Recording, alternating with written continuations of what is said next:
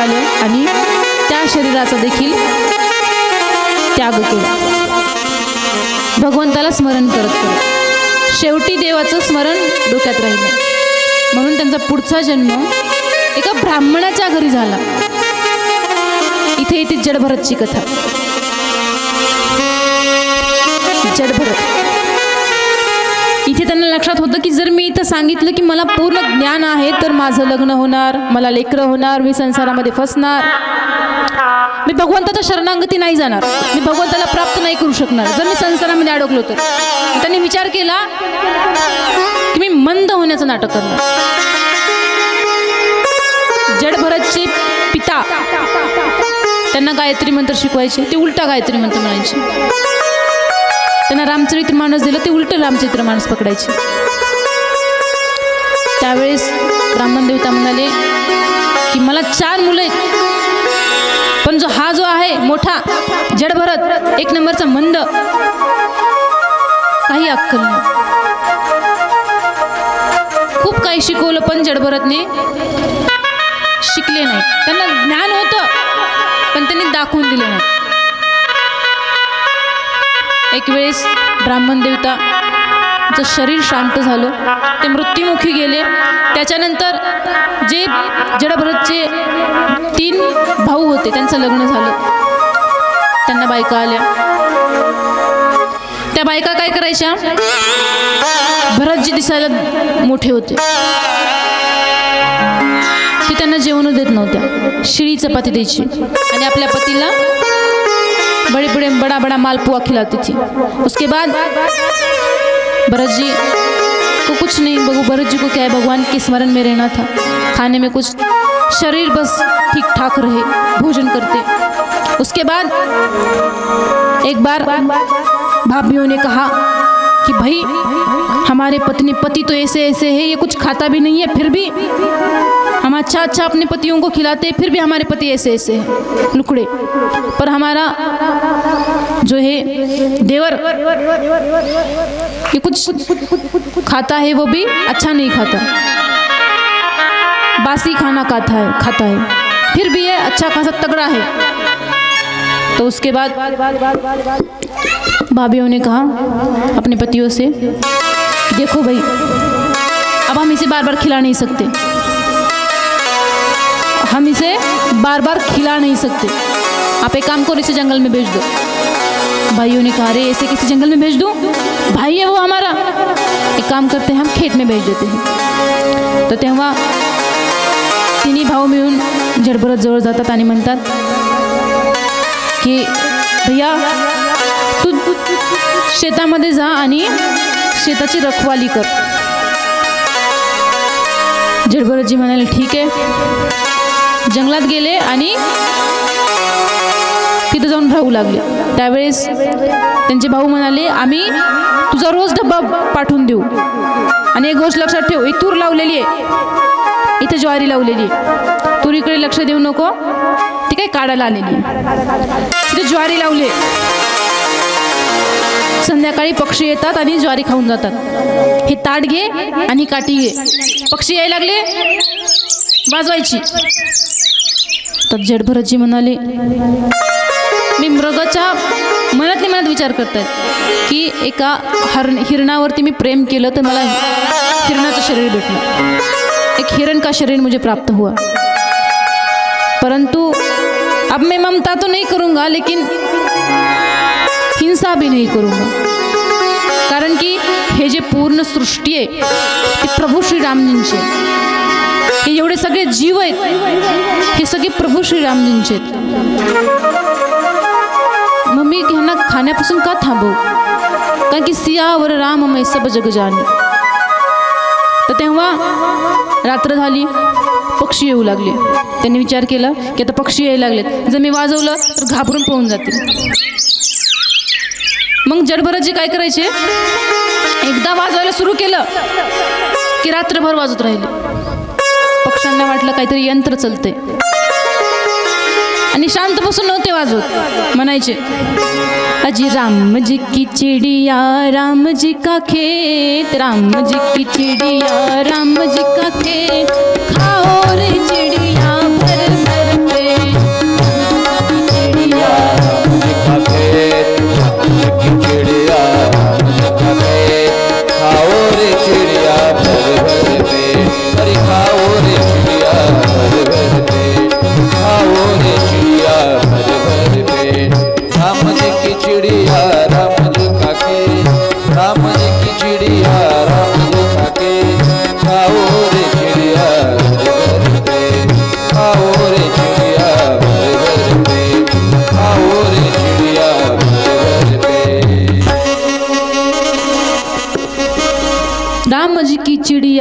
जी का खेत, खाओ रे चिड़िया भर भर पेट.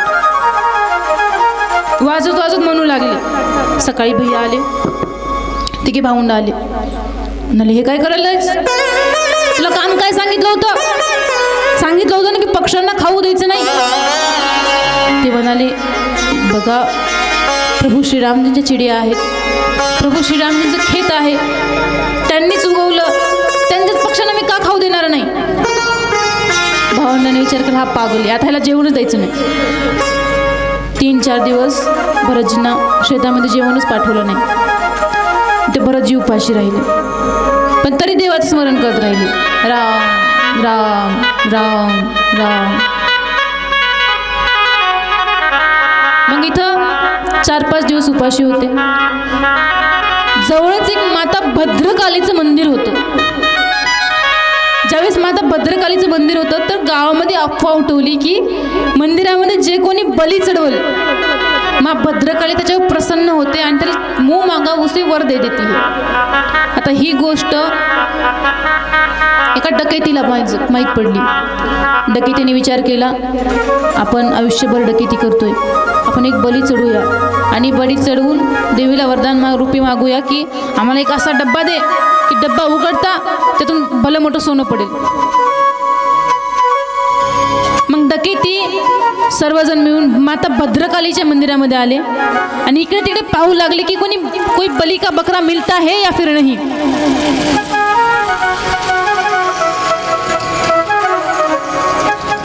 इथं माझ्या मामा आणि आपलं मामी आणि आजीच आहेत सगळ्या. माझे मामा तर काही येत नाहीत, मामा गाडीवर फिरतायत सगळं गाव.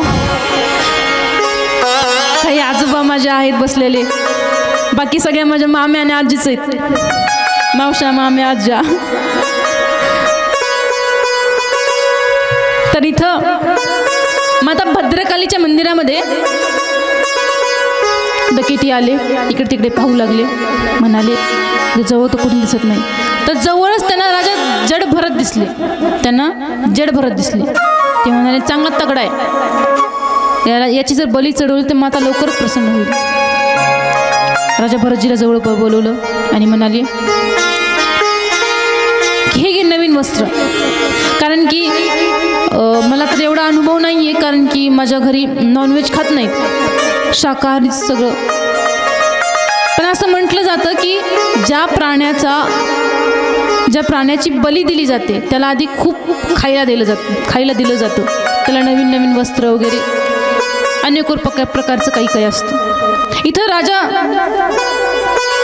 जड भरतला नवीन नवीन वस्त्र दिले, भरपेट जेवण दिलं, सुंदर पंचपक्वान. राजा भरत तर 4-5 दिवस झाले उपाशी होते. त्यांनी काय केलं, दोन्ही हाताने खाऊ लागले. उपाशी होते 4 दिवस. डकैतीने विचार केला काय मूर्ख आहे, दोन्ही हाताने खातोय, बरं मेलेलाच. ज्यावेळेस पोटभर जेवण झालं त्यावेळेस राजा जडभरतने एका डकैतीला बोलवलं आणि म्हणाले अरे एक बात बताओ, आपके यहाँ भंडारा है, मुझे नए नए वस्त्र दिए, नए नए आभूषण दिए, तुमच्या घरी कोणता भंडारा आहे का, कोणी नवीन येणार आहे का? तर त्यावेळेस ते डकैती म्हणाले नाही, तुझी बली चढवली जाणार. राजा जडभरत म्हणाले ठीक आहे, तर मग माझी रोज बली चढवत जावा. डकैती म्हणाले काय मूर्ख आहे, त्याला बलीचा अर्थ कळत नाही. बरे बली चढवत असताना आरडा करायचा नाही. तर ते डकैती म्हणाले की हे ऐक, ही माता भद्रकाली आहे समोर उभी, हिच्या पुढे हात जोडायचे, मुंडकं खाली वाकायचं, ही आपल्याला दर्शन देते. जडभरत म्हणाले असो ठीक आहे, मग मला पण दर्शन घ्यायचं असं म्हटले. आणि ज्यावेळेस हात जोडून मुंडकं खाली वाकलो आणि डकैतीने तलवार काढली आणि त्यांचं मुंडकं कापायलाच जात होते त्यावेळेस साक्षात माता भद्रकाली प्रकट झाली. बोल मा भद्रकाली की. आणि माता भद्रकालीने त्या डकैतींच्या हातात ती तलवार घेतली आणि त्या सर्व डकैतींना मारून टाकलं आणि भगवंताच्या भक्ताची रक्षा केली. मा भद्रकालीने जडभरतजीच्या डोक्यावरून हात फिरवला. तिथंच लक्ष्मी सर्व देवी प्रकट झाल्या. माता सरस्वतींनी बुद्धीमध्ये वास केला. आता असं नाही की सर्व ज्ञान प्राप्त झाले परत जातील घरी, माझा हिस्सा मला द्या, माझी जमीन मला द्या. नाही, राजा भरत त्याच मंदिरामध्ये बसून तिथं भजन करू लागले. आता मला जायचंच नाही, कारण की ज्ञान कोणतं प्राप्त झालं? परमात्म्याचं. कारण की परमात्मा हा सत्य आहे, संसार हा मिथ्य आहे, ही गोष्ट त्यांना जाणवली, पुरेपूर जाणवली. त्याच्यानंतर तिथंच भजन करू लागले. एक वेळेस तिथूनच एक राजा जात होते.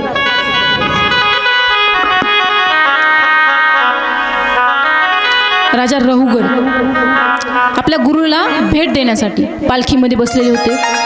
पालखी उचलण्यासाठी 4 त्यांचे सेनापती, त्यांचे दास होते. त्यातल्या एकाची तब्येत बिघडली, चक्कर येऊ लागली. तर त्या बाकीच्या 3 जणांनी राजाला म्हटले की राजन, एकाची तब्येत खराब आहे, वाटतंय जाणं शक्य नाही आहे. राजाने पालखीची पडदा हटवला आणि वाकून पाहिलं, समोरच जडभरतजी दिसले. जडभरतजींना बोलवलं. राजाने म्हणाले की तुला जेवढं पाहिजे तेवढं स्वर्ण देतो, तू पालखी उचल. जडभरतजी वृद्धावस्थेकडे निघाले होते. त्यांनी विचार केला की जर चुकून एखाद्या मुंगीवरती, एखाद्या जीवावरती जर पाय पडलं तर ते विनाकारण माझ्या हाताने पाप होईल. म्हणजे उड्या मारत चालू लागली. आता खांद्यावरती पालखी, उड्या मारत चालू लागली. राजाला पालखीचा जो छतर असतो तो लागू लागला. राजाने खाली उतरला आणि म्हणाला, अरे मूर्ख आहेस का? नीट चालता येत नाही तुला? एवढा तगडा आहेस, बुद्धी नाही आहे का तुला? आकारानेच बघ मोठा झालास, बुद्धीची वाढ झाली नाही, कळत नाही का कसं चालायचं असतं ते? म्हणाला, राजन हे बघा, मला ना तुमचं स्वर्ण पाहिजे ना काही पाहिजे, मी तुमची विनाकारण सेवा करतोय, मला तुमचं स्वर्ण नकोय. राजा म्हणाला, ठीक आहे, आता नीट चल. परत राजा पालखीमध्ये बसले, परत पालखी उचलली. परत राजा जडभरतजी तसंच करू लागले. राजा उतरले आणि म्हणाले, तू मूर्ख आहेस, खरंच मूर्ख आहेस, आता तुला मृत्यूदंड द्यायचा आहे. जडभरतजी म्हणाले, मला मृत्यूदंड कशामुळे? ना मी तुमचं धन घेतोय, ना मी तुमचा सैनिक आहे, ना मी तुमचा दास आहे, तर मला मृत्यूदंड कशा पाहिजे? तर त्यावेळेस भरतजी म्हणाले, राजन याद करो मैं कौन हूँ. राजा म्हणाले, रहुगण म्हणाले, कौन हूँ? याद करो मैं वही भरत और तुम वही मृग हो, क्योंकि तुम्हारे ही प्रेम में पड़कर मुझे मृग का शरीर मिला और उसके कारण मैं भटकता भटकता इस जन्म में मेरा नाम जड़भरत है. राजा रहुगण को सब याद आ गया. टेंट पड़ जाएगा बच्चा.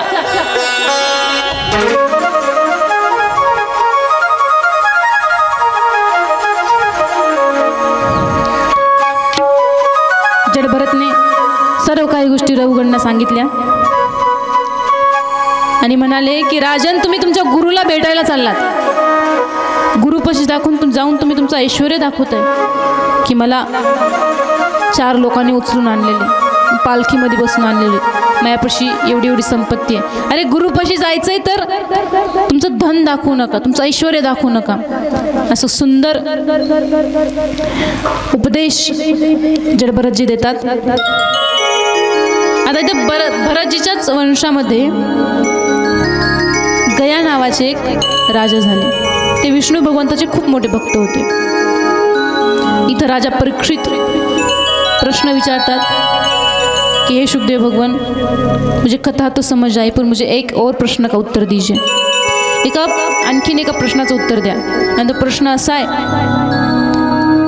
की जे म्हणतात की स्वर्ग आणि नरक ते असतं का, आणि जर हो तर ते कसं असतं ते सांगा. शुकदेव भगवान म्हणाले, राजन, जर तू पाप केलंस तर तुला नरकात जावं लागेल, आणि जर तू पुण्य केलंस तर तुला स्वर्गात जावे लागेल. राजा परीक्षित म्हणाले, ठीक आहे, देवाचं नाव घेतल्याने स्वर्गात जाता येतं, देव दर्शन देतात. भगवान शुकदेव म्हणाले हा उदाहरण द्या. तर इथं अजामिलचं उपाख्यान येतं, अजामिल उपाख्यान. शुकदेव भगवान म्हणतात की राजन, एक अजामिल नाम के मनुष्य हुए. एक वेळेस ते गावामध्ये फिरत होते, जंगलाच्या जवळजवळ जात होते. तर तिथे एक जंगलाच्या आणि गावाच्या मधोमध एक घर दिसलं.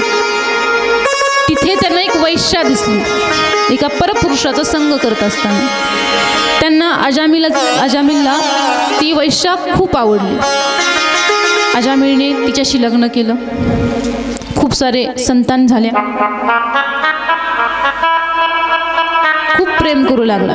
अजामिल त्याच्या पत्नीवरती खूप प्रेम करू लागला. त्याच्यानंतर प्रेमच नाही तर गावामध्ये चोरी हा करू लागला. चोरी करून काम भागना तर डकेती करू लागला. गळ्यावरती लोकांचा चाकू ठेवायचा आणि त्याच्यापासून जेवढं स्वर्ण जेवढं काही असेल तेवढं सगळं लुटून घेऊन यायचं. असं करत करत एक वेळेस अजामिलच्या घरी संत आले. संत आले आणि संत अजामिलच्या पत्नीला म्हणाले की देवी हमें भोजन दो. अजामिलची पत्नी म्हणाली, विचार करू लागली मनामध्ये की मी तर वैश्य आहे आणि माझ्या हातचं जर यांनी जेवण केलं तर मला पाप लागेल. तिने म्हटली की हे संत महात्माजन, तुम्ही एक काम करा, हे भोजनची सामग्री तुमच्यापाशी देते, तुम्ही स्वतः बनवा आणि स्वतः खा. संत म्हणाले ठीक आहे. संत महात्म्याने जेवण बनवलं, जेवण केलं, भजन करू लागले. तेवढ्यात अजामिल आला. अजामिलने पाहिलं. अजामिल म्हणू लागला, संत आपल्या घरी. त्याची पत्नी म्हणाली ठीक आहे, अरे आलेत, दर्शन घे. आता कसं, संत महात्माने जेवण केल्यानंतर संत महात्मा अजामिलकडे पाहिला आणि म्हणाले की अब दक्षिणा दो. संतों को भोजन खिलाया, अब दक्षिणा दो. क्योंकि जैसे हम यज्ञ करते हैं, यज्ञ के पश्चात हम दक्षिणा चढ़ाते हैं, वैसे ही संतों को अगर यदि हम भोजन पवाते हैं तो हमें उन्हें दक्षिणा भी देनी चाहिए. जैसे अग्नि में आहुति डालते हैं वैसे ही संत महात्मा भोजन रूपी आहुति डालते हैं. यज्ञ में अग्नि होती है और ब्राह्मणों के पेट में जठराग्नि होती है, उसमें वो आहुति डालते हैं. तो उसके बाद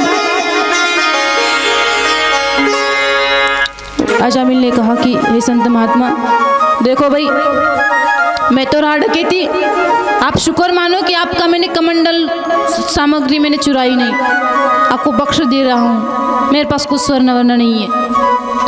संतों ने कहा अच्छा भाई ठीक आहे, एक काम कर, आम्हाला दक्षिणा स्वरूपामध्ये तुझी जी संतान होईल त्याचं नाव नारायण ठेव. ते म्हणाला ठीक आहे, नाव ठेवायला काय जातं. कालांतराने अजामिलला संतान झाली, पुत्र, त्याचं नाव त्यांनी नारायण ठेवलं. आता हा नारायण सगळ्यात छोटा. अजामिल त्याच्यावर एवढं प्रेम करू लागला की त्याला म्हणायचा, अरे बेटा नारायण पानी दे, अरे बेटा नारायण एक कंबल उठा के बाहर रख, अरे बेटा नारायण मेरे पैर दर्द कर रहे, अरे बेटा नारायण मेरा सर दर्द कर रहा है, बेटा नारायण बेटा नारायण. इसी बहाने उसके मुख में भगवान नारायण का नाम आ रहा था. तो एक दिन समय आया अजामिल का, तो यम के दूत आए. अजामिलला ते यमचे दूत दिसले. ते पाहता क्षणी अजामिल घाबरला आणि ओरडू लागला की अरे बेटा नारायण बचाव, अरे बेटा नारायण बचाव, अरे बेटा नारायण बचाव. हा ध्वनी, नारायण नावाचा ध्वनी अंतिम समय बोलू लागला. नाव शेवटी मरते वेळ घेऊ लागला. त्यावेळेस भगवंताचे हरी के पार्षद आए. आणि यमदूतांना म्हणाले की अरे कौन हो तुम? यमदूताचे पार्षद म्हणाले कि हम यम के दूत। और आप कौन? हरि के दूतों ने कहा कि हम भगवान के दूत हैं। असं म्हटल्यानंतर जे भगवंताचे पार्षद होते त्यांनी यमदूतांना मारून मारून पळून लावले। पळून लावल्यानंतर यमदूत हे गेले यमराजापाशी, म्हणाले की हे घ्या इस्तिफा, आम्हाला तुमची नोकरी द्यायची सोडून। यमदूत म्हणाले की आम्हाला आता तुमची नोकरी करायची नाही आहे, आम्ही तुमचं कार्य करणार नाही। यमराज म्हणाले का नाही करणार? तर यमदूत म्हणाले अहो तुम्ही सांगितलं होतं त्या अजामिल पापीला नरकामध्ये घेऊन यायचंय, आम्ही घ्यायला गेलो तरी दुसरे 4 पार्षद आले आणि त्यांनी आम्हाला मारून मारून पळवले। एवढं मारले की आम्ही उभा राहायची कॅपॅसिटीमध्ये नाही आहेत, आम्ही तुमचं काम करणार नाही आहेत, आम्ही इस्तिफा देतोय। यमराज म्हणाले असं का? शेवटी त्यांनी कोणता शब्द उच्चारण केला? यमदूत म्हणाले नारायण। त्यावेळेस यमराज म्हणाले अरे अरे रे धीरे धीरे धीरे। पर यमदूत म्हणाले का? यमराज म्हणाले जर हेच नाव पुन्हा घेतलं तर इथे जेवढे पापी आहेत, जेवढे नरकामध्ये आलेले आहेत ते सगळे स्वर्गामध्ये जातील, फक्त नाव घेतल्याने। नावामध्ये एवढी ताकद आहे, म्हणूनच म्हणायचं नारायण श्रीमन्नारायण।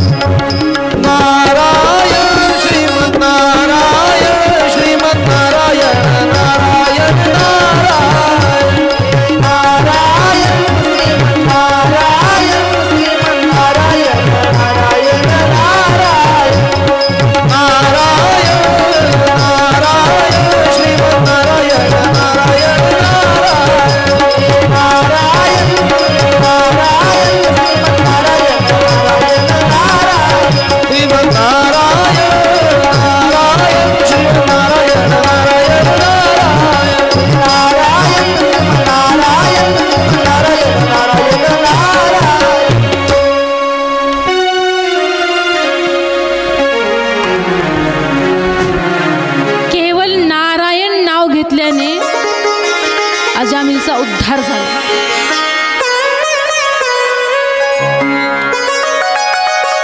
तर इथं कथेचं मुख्य पात्र जे की म्हणतात मेन अट्रॅक्शन प्रल्हाद चरित्र येतं।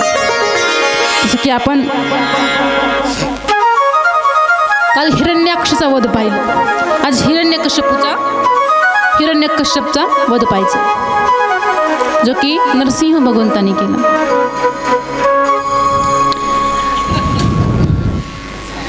हिरण्यकश्यप यांनी ब्रह्मदेवाची खूप तपस्या केली, कठोर तपस्या। ब्रह्मदेव प्रसन्न झाले। ब्रह्मदेवाने प्रकट होऊन विचारलं की बाई काय वरदान पाहिजे, काय वरदान पाहिजे म्हटल्यानंतर हिरण्यकश्यप म्हणाला की मुझे वरदान दो कि मैं अमर बन जाऊं। ब्रह्मदेव म्हणाले अरे मी स्वतः अमर नाहीये, तुला कुठून बनू? जसं की एका व्यक्तीने तपस्या केली आणि एका देवीला प्रसन्न केलं आणि त्या देवीचं वाहन होतं बकरी. त्या देवीला प्रसन्न केलं आणि तो व्यक्ती त्या देवीला म्हणू लागला की माँ मुझे एक वरदान दो कि मेरी जो सवारी हो वो शेर की सवारी हो. माता ने कहा मैं खुद ही बकरी पे बैठी हूँ, तुझे कहाँ से शेर दूँ. वैसे ही यहाँ हिरण्यकश्यप ब्रह्मदेवाला म्हणतो की मला अमर बनवा. ब्रह्मदेव म्हणाले ते माझ्याच्याने होणार नाही. तर तेव्हा ब्रह्मदेव म्हणतो तुला दुसरं काही मागायचं असेल तर माग. तर त्यावेळेस हिरण्यकश्यप दिमाग लावतो आणि तिथं असं वरदान मागतो की ना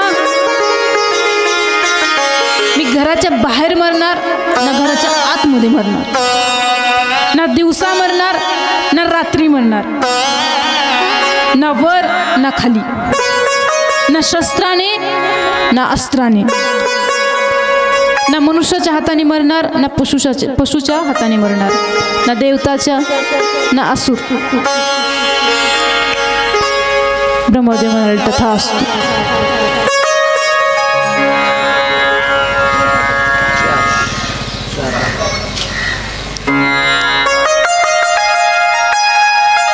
असं म्हटल्यानंतर ब्रह्मदेव म्हणाले की तथास्तु.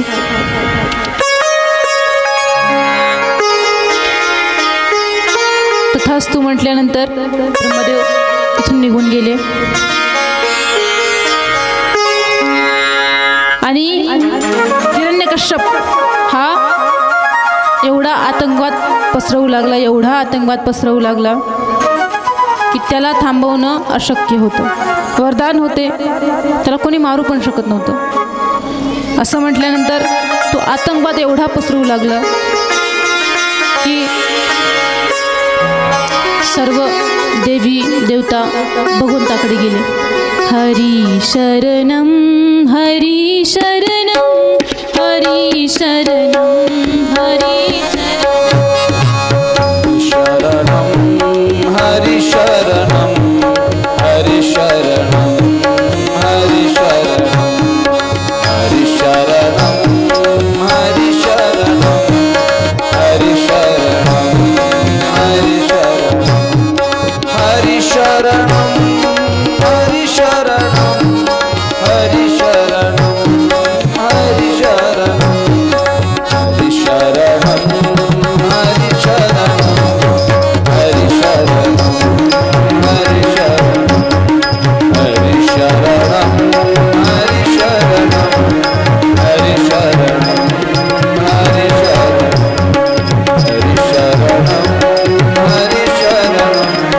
हरि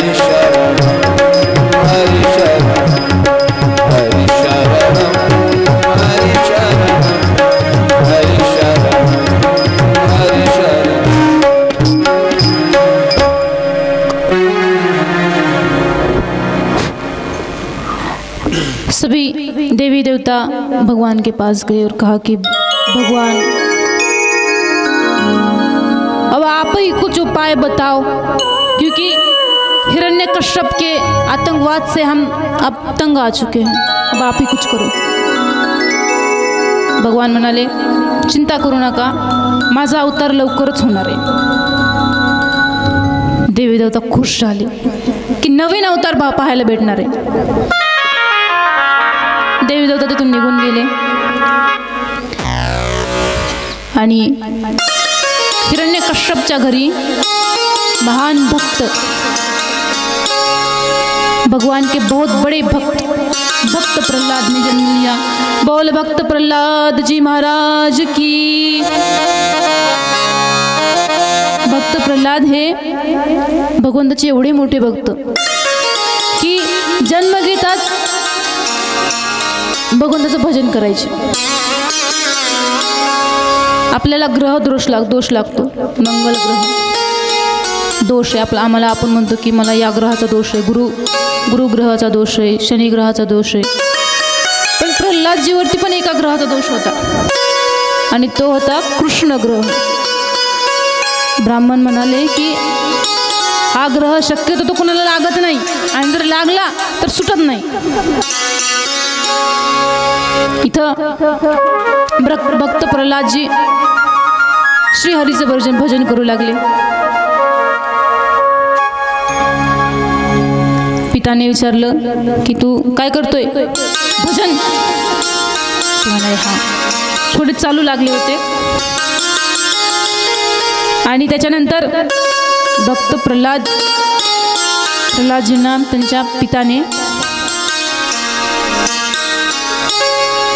त्यांच्या पिताने गुरुकुलमध्ये टाकलं, असुरांच्या गुरुकुलमध्ये. कारण की असुरांच्या गुरुकुलमध्ये टाकलं तर असुरी विद्या प्राप्त होईल आणि चुकीच्या गोष्टी करायला लागेल. पण प्रल्हादजींवरती कृष्ण दोष, तसा तर हा दोष नाहीये, पण त्यांना भगवंताची असीम कृपा. त्यांनी भगवंताची कृपा तर ज्यावेळेस त्यांना गुरुकुलमध्ये पाठवलं, तिथं जाऊन सुद्धा भगवंताचं भजनच करायचे. इथं आपण 5 मिनिटाचा ब्रेक घेऊया. आता इथं हिरण्यकश्यप चहा झाला पिऊन.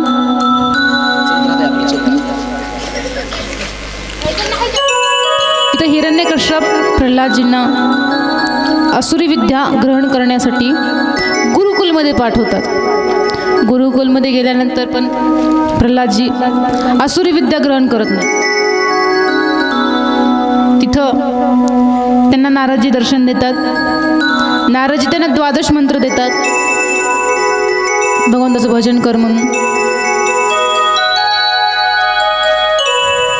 ओम भगवते वासुदेवाय नमः जप करत राहतात त्यांनी आणि स्वतः तर करतात.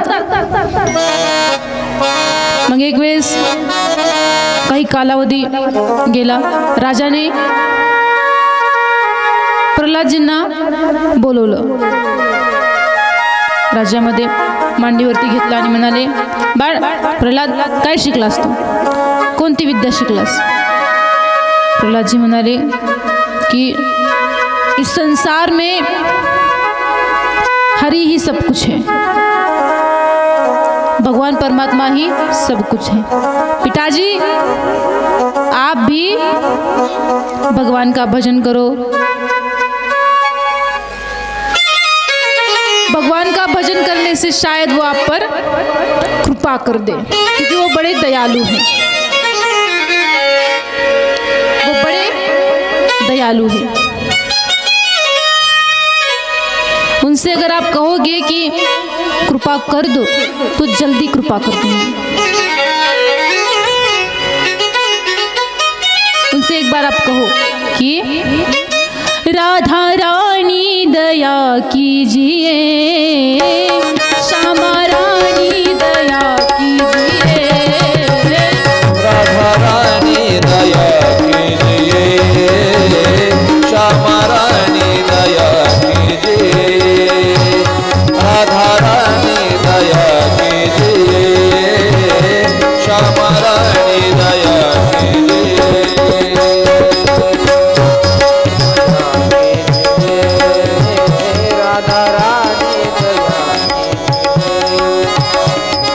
अपने आंचल में छुपा लीजिए, राधा रानी दया कीजिए, राधा रानी दया कीजिए, अपने आंचल छुपा लीजिए, राधा रानी दया कीजिए, श्यामा रानी दया कीजिए.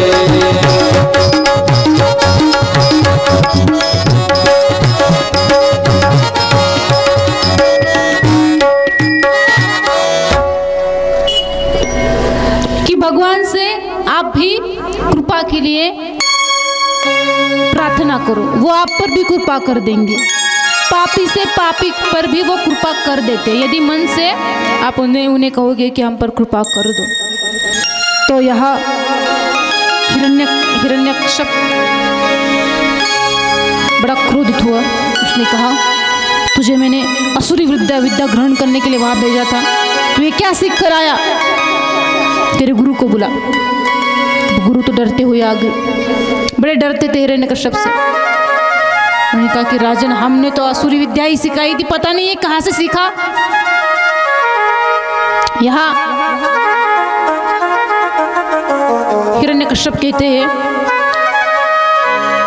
कि ठीक है, इसे लेकर जा, फिर से ध्यान देना जरा इस पर, ये फिर से हरि का भजन ना करने पाए। असं म्हटल्यानंतर प्रल्हादजींना परत गुरुकुलमध्ये घेऊन गेले आणि परत तिथं भजन करू लागले। काही महिन्यानंतर परत प्रल्हादजींना बोलवलं आणि हिरण्यकश्यपने विचारलं, आता कोणती शिक्षा तू ग्रहण केली आहे? तर तेव्हा ते म्हणाले की मी 9 भक्ती शिकलो। परत हिरण्यकश्यप क्रोधित झाले आणि परत गुरुकुलमध्ये पाठवलं। त्याच्यानंतर गुरुकुलमध्ये गेले, स्वतःचं भजन करू लागले। सोबत गुरुकुलमध्ये जेवढे असुरांचे पुत्र होते त्यांना देखील भजन करू लागले। आणि एवढा आनंद येऊ लागला ते भजन ऐकून, तर की त्यांच्या गुरूंना देखील नाचण्याचं मन झालं, त्यांनी देखील नाचू लागले। प्रल्हादजींच्या मुखातून भजनच एवढं सुंदर वाटत होतं। प्रल्हादजी भजन करू लागले। तेव्हा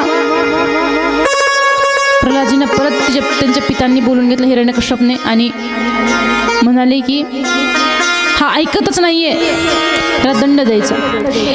प्रल्हादजींना दंड द्यायचा म्हणून त्यांना एका कक्षामध्ये बंद केलं आणि त्या रिकाम्या कक्षामध्ये सर्प सोडले, विषारी साप विषारी सर्प सोडल्यानंतर प्रल्हादजी तिथेच भगवंताचं भजन करू लागले। डोळे बंद केले आणि भगवंताचं भजन करू लागले। तिथेच डोळे बंद करून भगवंताचं भजन करू लागले। नारायण नारायण नारायण नारायण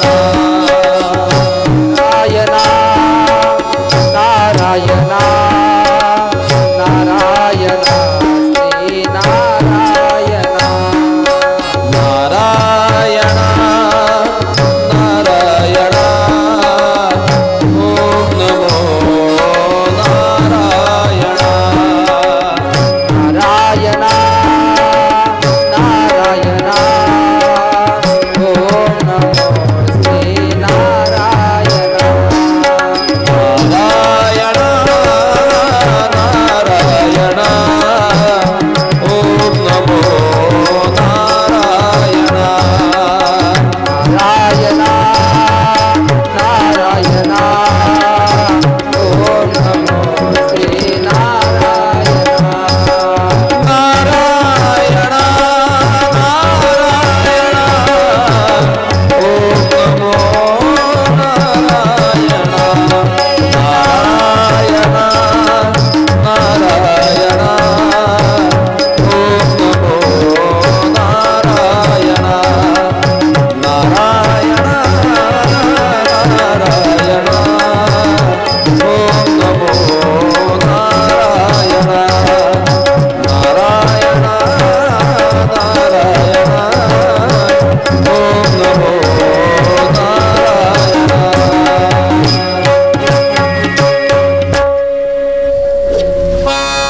भक्त प्रल्हादजी तिथंच भजन करू। ज्यावेळेस सर्पांनी पाहिलं ते म्हणाले, हा तर माझ्या भगवंताचा भक्त, याला मी कसं दंश करणार। चारी बाजूने सर्पांनी घेरा घातला आणि त्याची रक्षा करू लागले। साप प्रल्हादजींची रक्षा करतायत। सापांना तर प्रल्हादजींना मारण्यासाठी सोडलं होतं, पण सर्प देखील त्यांची रक्षा करतात। जर हिरण्यकश्यपला समजलं की सर्प देखील रक्षा करतायत. तर त्यांनी एका पहाडावरती घेऊन गेले आणि खालतून नदी वाहत होती, त्या नदीमध्ये ढकलून दिलं. पण तिथून साक्षात देवी प्रकट झाली आणि त्यानं प्रल्हादजींना झेललं आणि परत काठेवरती आणून सोडलं. भगवंताच्या कृपेने प्रल्हादजी परत वाचले. खूप कष्ट दिलं. शेवटी हिरण्यकश्यपची बहीण होलिका आली. ती म्हणाली, भैया माझ्यापाशी एक वरदान आहे, वरदान रूपी एक शॉल आहे. ती शॉल जेव्हा मी अंगावरून घेते तेव्हा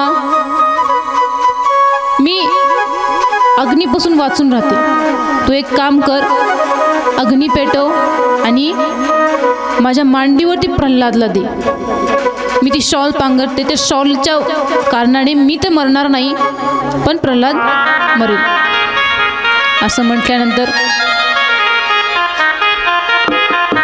हिरण्यकश्यप म्हणला, ठीक आहे.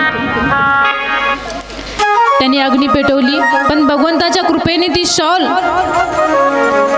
वो कपड़ा प्रहलाद जी के शरीर पर आकर गिर गया और होलिका का वहाँ अंत हो गया और प्रहलाद जी बच गए. उसके बाद हिरण्यकश्यप क्रोधित हो गया. उसने कहा कि कितनी बार भी प्रयास कर रहा हूँ इसे मारने का, ये मर तो नहीं रहा, अब मैं इसे अपने हाथों से मारूंगा. तलवार निकाली और मारने के लिए दौड़े और कहा, क्यों रे, इन प्राणों के वजह से ही तू हरि का भजन कर रहा है ना,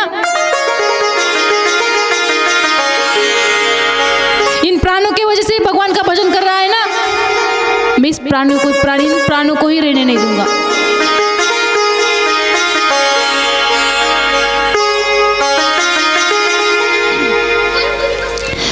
हिरण्यकश्यप तलवार लेकर दौड़े और कहा कि कहाँ है तेरा भगवान, बता. तब उन्होंने कहा कि भगवान तो हर जगह है, मिट्टी के कण कण में, पानी की बूंद बूंद में, हर एक वृक्ष में भगवान परमात्मा है. आप में, मुझ में, इन पहाड़ों में, यहाँ पे जितने भी खम्भे दिख रहे हैं इन सब में भगवान है.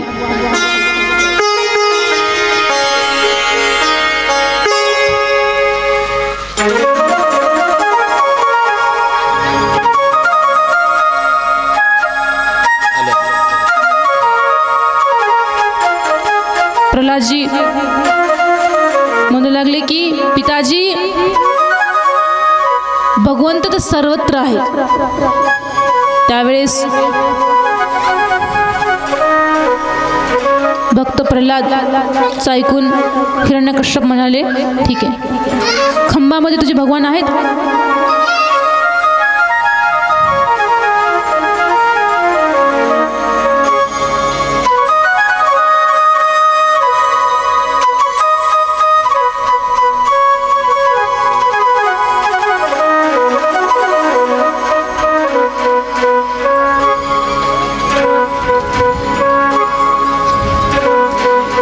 हिरण्यकश्यप म्हणतो की भगवान परमात्मा हा खंबामध्ये आहे तुझ्या. प्रल्हादजी म्हणाले, हा.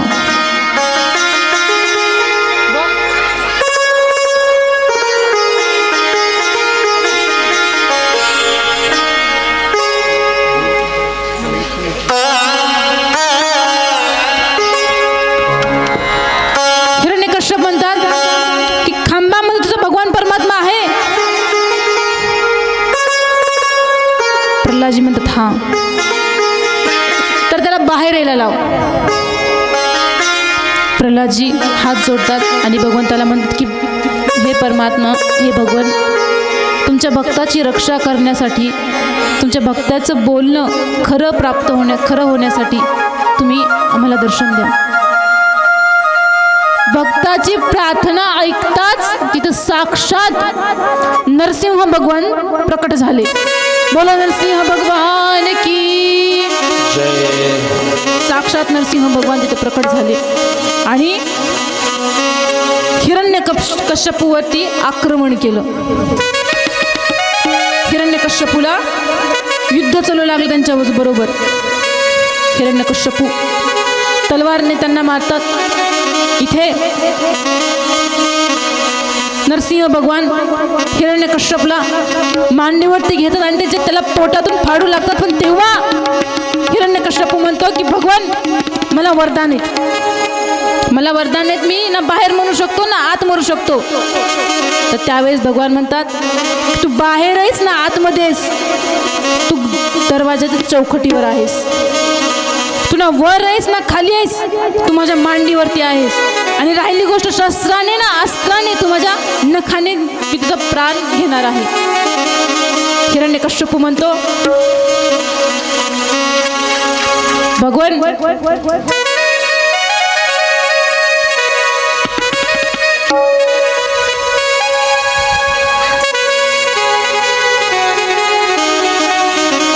भगवान म्हणतात राहिली गोष्ट असुर ना देवता, माझ्याकडे पाय, मी ना असुर आहे ना देवता, ना नर आहे ना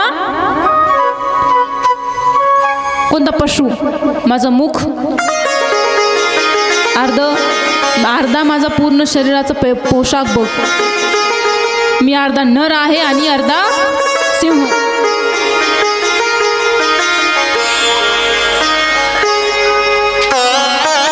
भगवंताने हिरण्यकश्यपूचा वध केला. तिथे ब्रह्माजी प्रकट झाले. ब्रह्माजी म्हणाले भगवान क्षमा करा, मी खूप वेगळा वरदान दिलं होतं त्याला. नरसिंह भगवान म्हणाले अरे तुमच्या कारणाने, तुमच्या वरदानाच्या कारणाने मला इथे यावं लागलं, असं रूप धारण करावं लागलं. नरसिंह भगवंताचे डोळे लाल क्रोधित. त्यावेळेस सर्व देवी देवता स्तुती करू लागले, पण स्तुतीचा काहीही प्रभाव नव्हता. तर भगवंताने ब्रह्मदेवाने माता लक्ष्मीला बोलवलं. म्हणाले की देवी भगवंताचा अवतार झालेला आहे, तुम्ही त्यांची स्तुती करा, त्यांना शांत करा, तुम्हीच त्यांना शांत करू शकता. माता लक्ष्मी म्हणाले ठीक आहे मी शांत करते. आता हातामध्ये थाली घेतली आणि नरसिंह भगवंताच्या पुढी जाऊन थांबल्या. नरसिंह भगवंताने लक्ष्मी माता तिथून पळून गेल्या.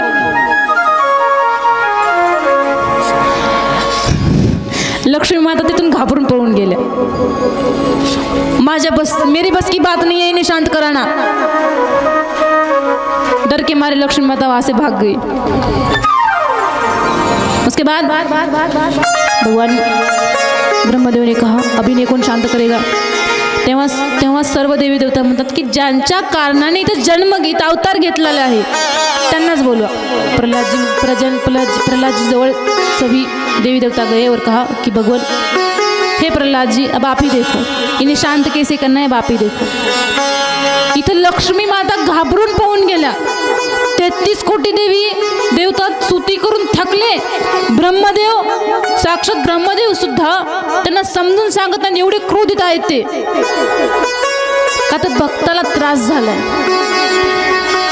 भगवान जो येईल त्याला घाबरवतायत, त्याकडे रागाने पाहतायत. प्रल्हादजी हात जोडून गेले, जवळ गेले, पायाला हात लावला आणि मांडीवरती बसले. भगवान परमात्मा शांत झाले, डोक्यावरती हात ठेवला आणि म्हणाले बाळ तुला माझी भीती वाटत नाहीये, सर्वजण मला घाबरतायत. प्रल्हादजी म्हणाले भगवान डरे तो वो आपसे जो आपकी भक्ति ना करता हो, मैं तो आपका भक्त हूँ, साधारण सा भक्त, तो मैं आपसे डरता नहीं हूँ. और मुझे पता है कि आपने मेरे ही कारण यहाँ पे अवतार लिया. भगवान ने कहा हाँ. प्रहलाद जी म्हणतात की भगवान एक बात बताओ, आपको हाथ की रेखाएं पढ़नी आती है. भगवान ने कहा क्यों, ब्याह कब होना है वो देखना है. प्रहलाद जी ने कहा नहीं भगवान, मुझे ये बताइए कि मेरे जीवन में आपके प्रति अविरल भक्ति कब आएगी. अब देखो प्रहलाद जी कह रहे हैं कि आपके प्रति मेरे मन में अविरल भक्ति कब आएगी, अविस्मरणीय भक्ति। नरसिंह भगवान म्हणाले, अरे बाळ प्रल्हाद, तुझ्या कारणाने, तुझ्या म्हणण्याने मी खंबातून प्रकट झालो, तुझ्या एका बोलवल्याने मी इथं प्रकट झालो, आणि तू तरी सुद्धा म्हणतोय की तू माझा भक्त नाहीयेस, धन्य आहेस तू। भगवान परमात्मा प्रल्हादजींना जवळ घेतात। प्रल्हादजी तोंडामध्ये बोट घालतात देवाच्या, की दात किती ती मोजू लागली। भगवान म्हणतात की काय करतोय, ती म्हणजे तुमची दात मोजतोय किती आहेत ती, कारण की माझे छोटे छोटे दात आहेत, तुमचे मोठे मोठे दात आहेत, मला ती बघायचे की किती आहेत ती। भगवान म्हणाले, अरे सर्वजण मला घाबरतायत आणि तू मला घाबरत नाहीस। नरसिंह भगवान परमात्मा प्रल्हादजींना जवळ घेतात, त्यांना मायेने कुरवाळतात। इथं महान भक्त प्रल्हादजींचं चरित्र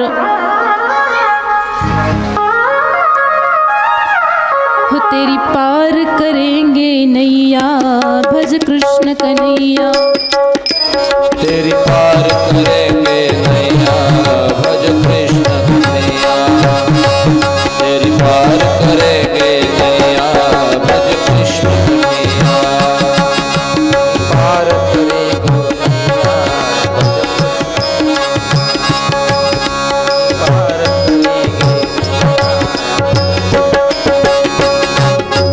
तेरी पार करेंगे नैया भज कृष्ण कन्हैया, तेरी पार करेंगे नैया भज कृष्ण कन्हैया, पार करेंगे नैया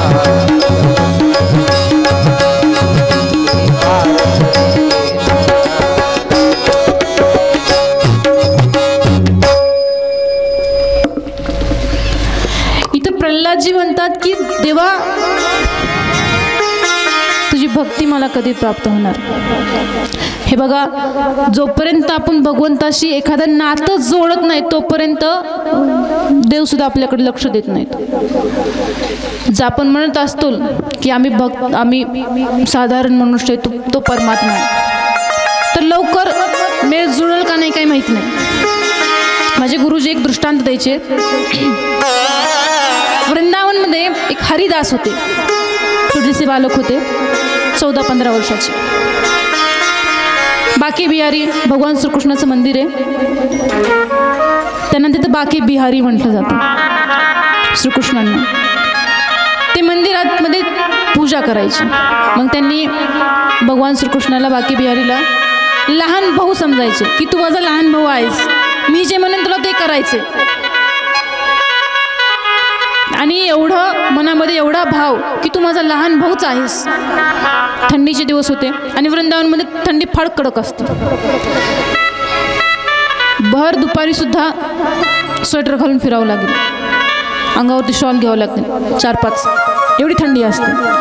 मग रात्रीची वेळ होती, भगवान श्रीकृष्णाला झोपी घातलं आणि झोपी घातल्यानंतर चादर ओढायची विसरून गेले हरिदास।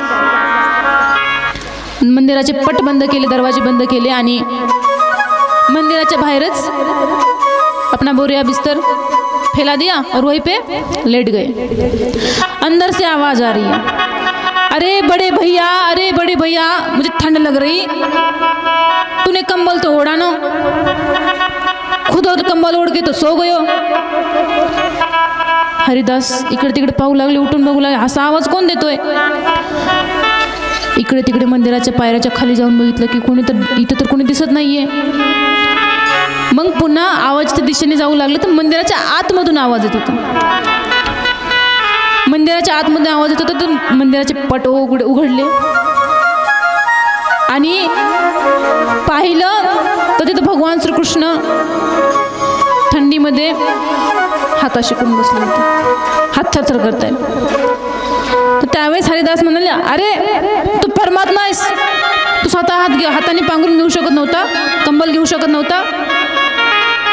त्यावेळेस हरिदासला भगवान म्हणाले, अरे मी तुझा छोटा भाऊ आहे, तुला तुला कळलं पाहिजे की आपल्या छोट्या भावाला कसं सांभाळायला पाहिजे.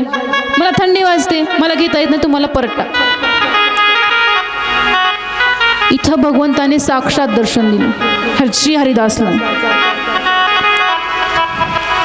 भगवंताशी कोणतं ना कोणतं नातंही जोडावंच लागतं. श्री हरिदासजीने तिथं दर्शन केलं आणि आजही श्री हरिदास, आता त्यांनी खूप त्यांचं वय आहे, तब्बल त्यांनी 90 वर्षाच्या पुढे गेलेत. आजही त्यांनी भगवान परमात्म्याचं तिथं बिहारीमध्ये तिथं सेवा करतात. आता मंदिराच्या पटा आतमधली करत नाहीत, मंदिराच्या पायऱ्याची करतात. एक वेळेस वृंदावनमध्येच एक भक्त होऊन गेले राधारमण लालमध्ये, राधारमणच्या मंदिरामध्ये. तिथे एक वेळेस त्यांनी पूजा करत असताना त्यांनी रडू लागला की देव मला बोलत नाही आहे, देवाचं रोज मला दर्शन होतं पण देव मला बोलत नाही आहे.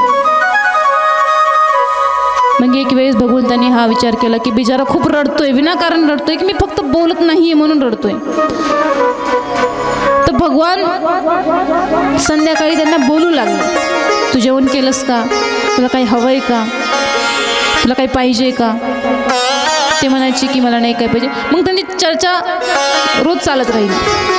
मग एक वेळेस त्यांना असं वाटलं की देव मला बोलतायत पण मला दर्शन देत नाहीये. असं म्हटल्यानंतर त्यांनी परत गेले देवापाशी, म्हणले की मला आता तू बोलतोयस पण मला तुझं दर्शन पाहिजे, तू माझ्यासमोर प्रकट हो.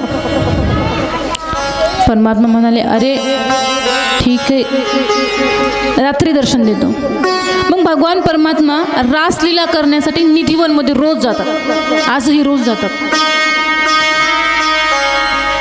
भगवान परमात्मा रात्रीची वेळ होती, आतमधून आवाज आला, अरे एक काम कर, माझी राधाराणी निधिवनमध्ये माझी प्रतीक्षा करते, एक काम कर माझी मूर्ती उचल आणि मला तिथं घेऊन चल. ते म्हणाले असं कसं घेऊन चलू, मला रागवेल कोणी, आपल्या यायला उशीर होईल.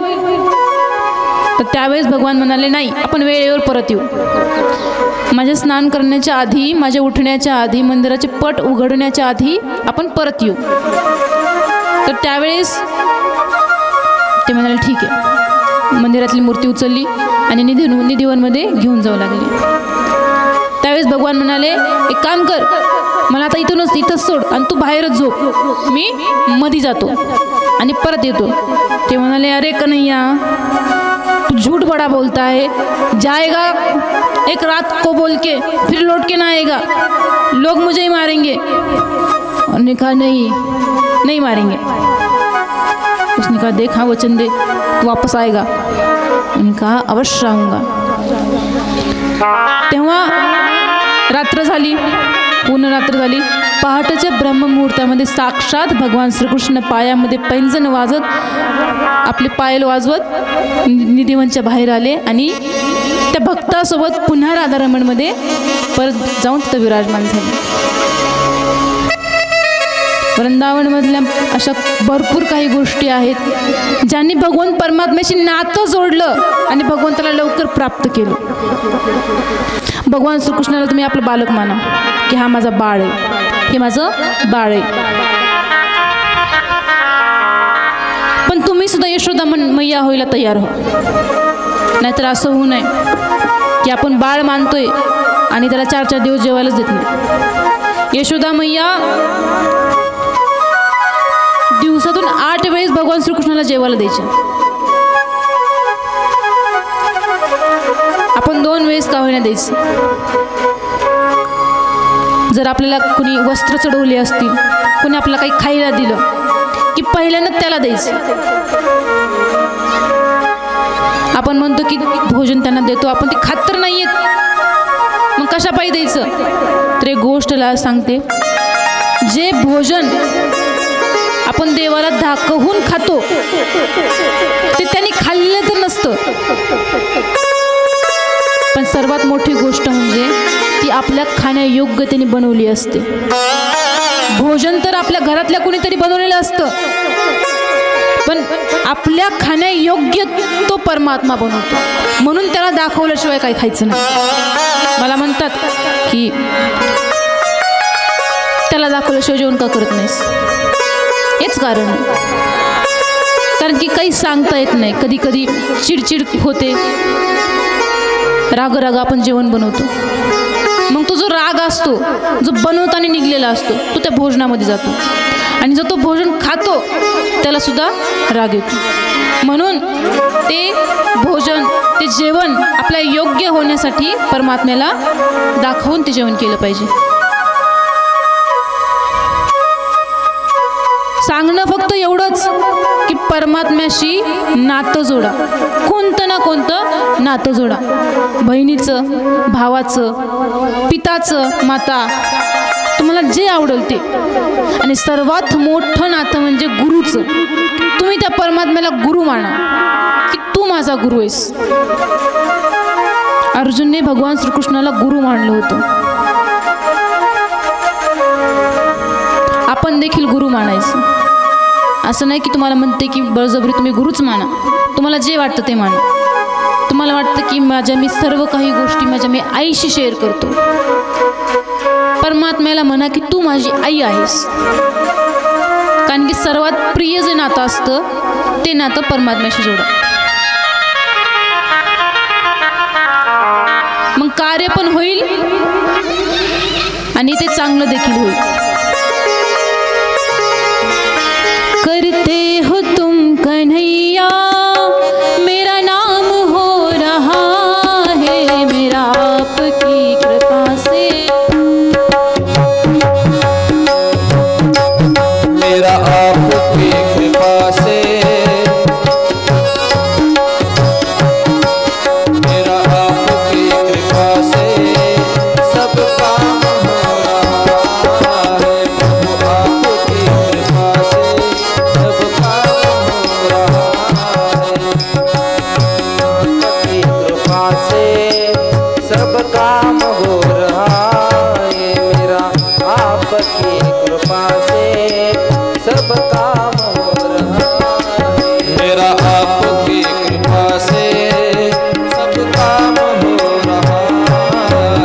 मेरा आपकी कृपा से सब काम हो रहा है। आपकी कृपा से सब काम हो रहा है। मेरा आपकी कृपा से सब काम हो रहा है। पतवार के बिना ही मेरी नाव चल रही है, मेरा आपकी कृपा से सब काम हो रहा है। मेरा आपकी कृपा से सब काम हो रहा है.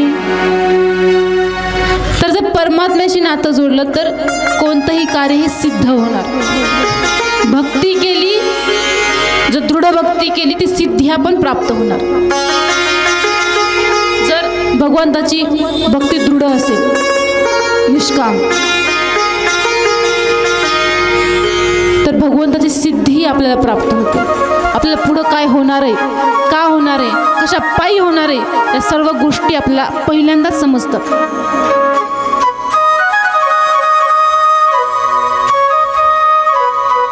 म्हणून भगवंताशी नातं जोडायचं आणि त्याची भक्ती करायची. याच्या पायी नाही की मला सिद्धी भेटणार आहे, याच्या पायी नाही की मला भरपूर काही गोष्टी कळणार आहेत, दुसऱ्यांच्या मनातल्या गोष्टी करणार. तो पुढचा व्यक्ती माझ्यासाठी एवढं काही करतोय, त्याच्या मनामध्ये नेमकं चाललंय काय, या गोष्टी कळतात. ठीक आहे, पण या गोष्टी कळाव्यात म्हणून भक्ती नाही करायची,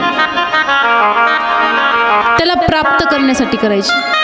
कारण की जसं लहान लेकराच्या हातामध्ये खुळखुळा असतो, तशी सिद्धी म्हणजे परमात्म्याच्या हातातला खुळखुळा आहे. जसं आई एखाद्या बालकाला नादी लावण्यासाठी खुळखुळा हातामध्ये देते आणि म्हणते की चल तू आता खेळ, मी माझं काम करते. पण जेव्हा त्या बालकाला त्याच्यापासून मन हटतं, त्या खुळखुळ्यापासून मन हटतं, ते टाकून देतं.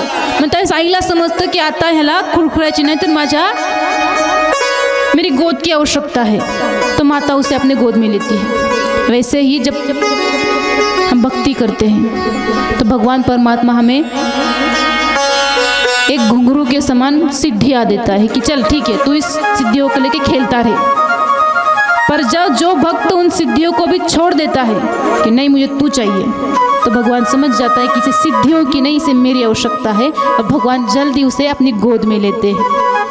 इसीलिए कहते कि आंचल में छुपा लीजिए, राधा रानी दया कीजिए, राधा रानी दया कीजिए, राधा रानी दया कीजिए, राधा रानी दया कीजिए, राधा रानी दया कीजिए, राधा रानी दया कीजिए, राधा रानी दया कीजिए.